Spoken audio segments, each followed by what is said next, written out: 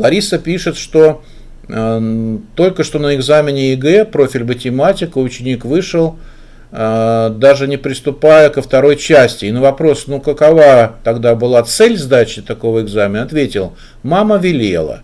Это цель ученика, спрашивает Лариса. Ну, на самом деле, вы же сами как бы ответили устами ребенка, что это цель была мамы. И вот мы вчера уже начали говорить о заказчиках образования, и уже хотя бы попытались развести, что есть разные субъекты, которые определяют цели образования. Это мама, безусловно, она одна из основных заказчиков образования своего ребенка. Сам ребенок, конечно же. Даже бабушка, дедушка и даже умершие прабабушки, они тоже являются заказчиками образования этого человека. Вот, на самом деле род заказывает продолжение себя. Это условие его существования, любого рода. И он, как и любой исторический организм, как бы имеет желание продолжаться. Поэтому здесь вопрос-то я бы так перефразировал вашу, вот, Ларисе я сейчас отвечаю.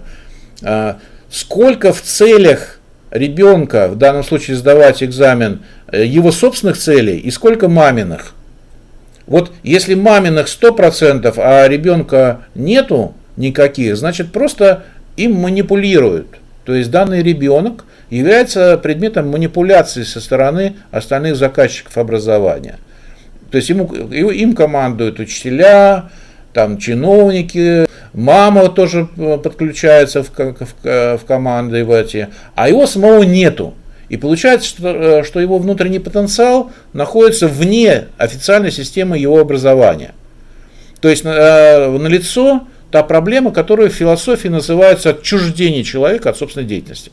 Что она означает? Это означает, что формально ребенок находится там в школе, сдает экзамены или там не сдает их, вот, а реально его человеческая сущность, она не образовывается, по крайней мере, в том направлении, которым могла бы, в котором у него потенциально есть способности.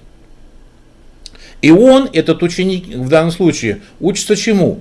Учится изворачиваться, сдавать, списывать эти экзаменационные вопросы и так далее. То есть он обучается не предмету, а тому, как обойти вот эти вот, значит, чужие требования, не соответствующие его желаниям. То есть очевидно, что это, конечно же, результат, но он не соответствует образовательному потенциалу ребенка. То есть с ним работает и мама, и школа, не как с сущностью, не как с человеком, а как некоторой вещью, которую они хотят под свой лад подстроить. Это, конечно же, насилие и над личностью, и над человеком. Вот. И в данном случае и мама является насильником, и школа, которая так поступает. Вот. И с насильниками, вообще-то говоря, это, я бы сказал, преступление даже, может быть, еще более серьезное, потому что одно дело насилие, там, не знаю, там, над телом, кто-то там ударил кого-то, да, это синяк заживет. А вот насилие над сущностью человека, над его разумом, над его чувствами, оно более серьезное. Поэтому преступление перед человеческой сущностью, насилием ее, более серьезное, чем над физической сущностью. Лариса говорит, что вот с таким отчуждением я как учитель сейчас сталкиваюсь на 70-90% в классах. Ну, Лариса, действительно не только вы. Я вам скажу, что 70-90% всех классов страны, а может быть и мира, сталкиваются с подобным отчуждением. Вот. И вопрос, что с этим делать? Либо продолжать заставлять детей делать то, чего им не надо, непонятно зачем надо, и не соответствует ни траектории, ни сущности, ни целям, ничему. Просто вот погоняют детьми как рабами, да, вот уже и считают их рабами, и готовят к рабству. То есть, либо вот такой путь дальше так и продолжать. Ну, оправдывая его тем, что вы профессию получили педагогическую, вы обязаны там выполнять стандарты, вы обязаны прислушиваться к мнению мамы и так далее. То есть, но если же вы педагог гуманистической ориентации, то вы скажете себе, что вы как педагог обязаны в первую очередь прислушиваться к позициям ученика, потому что вы занимаетесь на самом деле образованием именно этого ученика, вы должны помочь образовываться ему, конечно, учитывая и стандарты, и пожелания мамы, и какие-то там, допустим, параграф учебника, или, допустим, программу по предмету. Но основной ваш результат – это то, что внутри и снаружи ученика происходит. То есть, какое образование происходит, что образовывается в этом ученике. Если там образовывается не любовь и ненависть к экзаменам, да, а заодно еще и к школе, и к маме, то вот это такой результат, он вам нужен? Значит, некоторые скажут, а что я могу сделать, да? Можете сделать.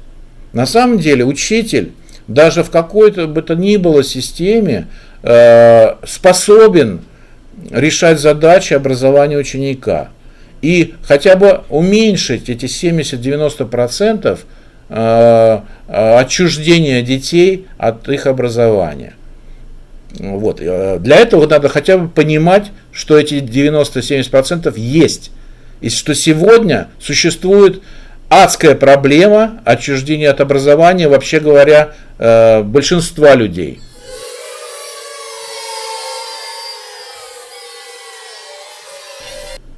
В том числе и нас с вами. Вот такая оптимистическая нота, она, я думаю, нас подвигнет к попыткам решения проблем этих, а не просто, значит, огорчению, что они существуют. Нет, мы проблемы эти будем решать, поэтому не бойтесь, все будет нормально. По крайней мере, участники нашего курса будут справляться с проблемами, которые возникают в образовании, и будут ощущать радость и счастье от того, что дети, пусть не все, но какая-то их часть, реализуются в себе то, что в них заложено, и даже то, что мы и не мыслили по их возможностям.